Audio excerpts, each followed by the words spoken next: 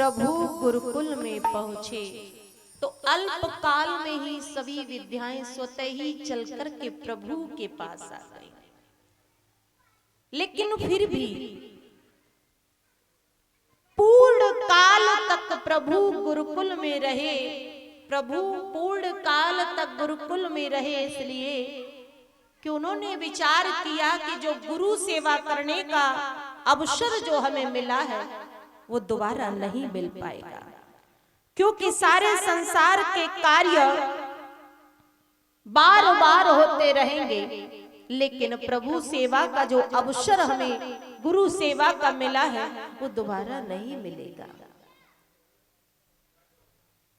लेकिन आज के समय में शिष्य गुरु की सेवा कम करना चाहते हैं और अपनी करवाना ज्यादा चाहते हैं। आपने देखा होगा कहीं भी सत्संगों में जाएं, धर्मशालाओं में जाएं, आश्रमों पर जाएं, तो वो ये सोचते हैं कि जैसे ही काम का नंबर आए तो गायब हो जाओ, और काम हो जाए और बढ़िया बढ़िया जैसे ही नाश्ता का नंबर आए तो दिखाई देने लगो। अच्छा, ऐसे लोग जब शिक्षा ग्रहण करके घर लौटते हैं ना तो घर वाले पूछते हैं कैसा रहा वहां का सत्संग, तो ऐसे लोग पता क्या कहते हैं, कुछ मत पूछो, नाश्ता देसी घी में ही था सब। लेकिन लोग क्या पूछ रहे हैं, सत्संग, और बता क्या रहे हैं, क्योंकि जब सुना हो जब ही तो कुछ जाने। एक गुरु के आश्रम पर शिक्षा ग्रहण करने के लिए एक शिष्य गए, तो उनकी एक आदत थी कि खाने के जितने भी पकवान बने उनमें एक भी चीज कम ना हो जाए, पर मानो काम के समय नजर ना, काम के समय गायब और खाने के समय नजर आए, और गुरुजी की नजर सिर्फ उसी पर रहे।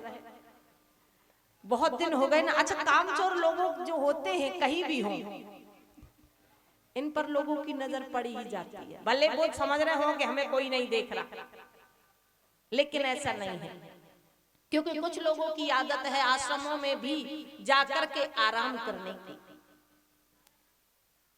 तो एक दिन गुरुजी ने, बहुत दिन हो गए देखते देखते गुरुजी का मन नहीं माना, तो एक दिन सवेरे सवेरे गुरुजी तखत पर बैठे थे, तो गुरुजी ने उसी को बुलाया जानबूझ के, और वो जानबूझ के नजरअंदाज कर रहे थे कि हो सके हमारा नंबर ना ही आए।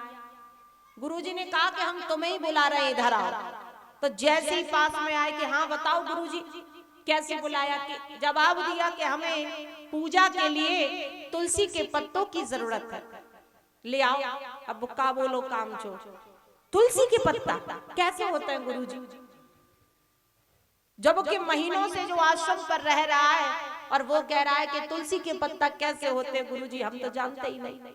गुरुजी बोले नहीं जानते कि नहीं, खाने के तो सारे पकवान पता है तुम्हें, कौन कौन से में का स्वाद होते हैं, क्या करें गुरुजी, हमने देखे ही नहीं तुलसी के पत्ता कैसे होते। गुरुजी बोले चलो आज हम दिखाते हैं। गुरुजी रहे 80 किलो के। गुरुजी बोले पास में आओ, पास बुलाओ तखत पर। बोले देखो तुम तुलसी के पत्ता नहीं जानते हो, हमारे पैरों में दर्द हो रहा है, हम चल नहीं सकते, ऐसा करो हमें अपनी पीठ पे बिठा लो, फिर तुम हमें बगिया में ले चलो जहां तुलसी के पत्ता, फिर देखो हम तुम्हें बताते हैं कि तुलसी के पत्ता कैसे होता है। अब वो माने ना, बोले नहीं हम किसी से पूछ के ले आएंगे। गुरुजी बोले ना, तुम पूछ के लाओगे तो फिर अगली बार भूल जाओगे। आज हम चाह रहे हैं कि हम तुम्हें खुद ही बताएं कि तुलसी के पत्ते होते कैसे। जबरदस्ती गुरुजी बाकी पीठ पे लग गए। बहुत कोशिश करी कि ना मौका लगे, लेकिन गुरुजी तो थे ही बड़े जुगाड़ में, बहुत दिनों से चक्कर में थे, आज बेटा हाथ में आए हो तो छोड़ कैसे थे। अब गुरुजी बोले चलो बगिया में ले चलो। अब वो लड़का ले जाए गुरुजी को जानबूझ के तुलसी के पत्तों के पास ही खड़ा कर दे, लेकिन गुरुजी का कहे अबे हमें मिल ही ना रहो, तुलसी को पेड़ पौधा मिल ही ना रहा, जाने के तेगो चलो ले चलो। पूरी बगिया में 10 चक्कर लगवाए। लड़का बोलो गुरुजी तुलसी मिल गई। गुरुजी बोले हमें तो दिखाई ना दी, तुम्हें कैसे मिल गई, तुम तो जानते ही नहीं तुलसी कहाँ। लड़का बोलो हमें पता चल गई तुलसी कौन सी है, क्योंकि 80 किलो को वजन जो लदो पीठ पे, अपने आप बताने लगो। गुरुजी ने कहा आज तो तुम्हें पता चल गई, लेकिन आइंदा ध्यान रखना, अगर दोबारा गड़बड़ की ना तो अब की बार पीठ पे बैठ के आए हैं, अब की बार कंधों पर बैठ के आएंगे, तो तुम कबो जिंदगी में ना भूलो। तो कभी कभी ऐसे शिष्य हो तो गुरु को ऐसा बनना ही पड़ता है, तभी सुधार होता है।